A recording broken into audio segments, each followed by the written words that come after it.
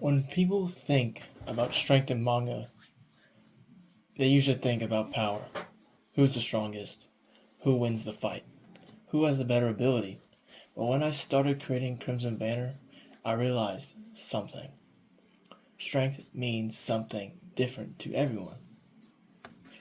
Some people believe strength is protecting others. Some believe it's standing alone.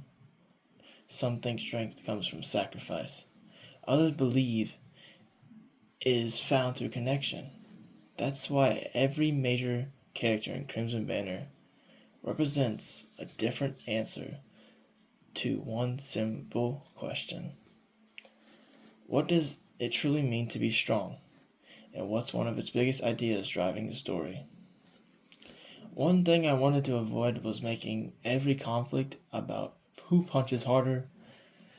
Don't get me wrong, I love action, I love intense battles, but if every fight is just about who's stronger physically, eventually every battle starts to feel the same. The fights in Crimson Banner are meant to be conversations, not with words, with beliefs. Every clash is two different philosophies colliding.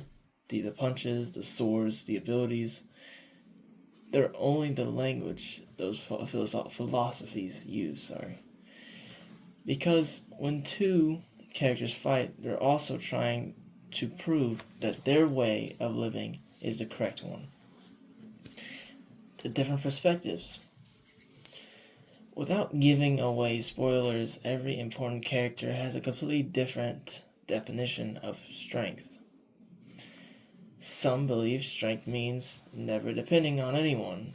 Others believe the strongest people are the ones willing to carry others.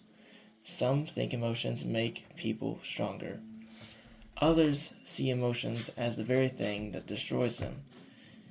Nobody completely agrees, and that's intentional because in real life, people don't all share the same beliefs.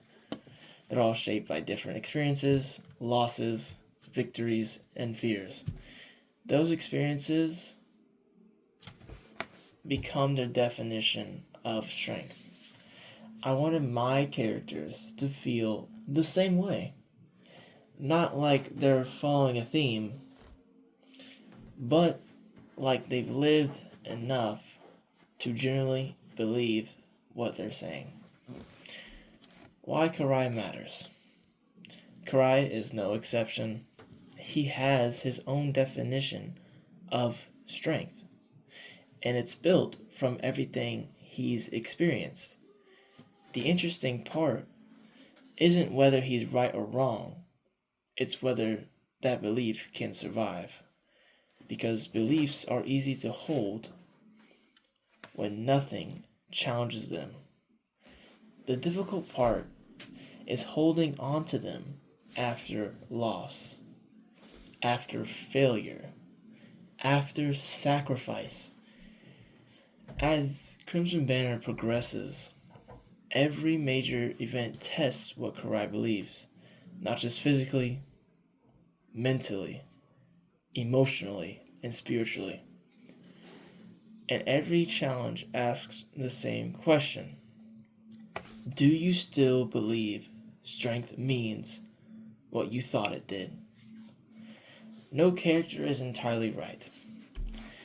One thing I wanted to avoid was creating characters who exist only to be proven wrong.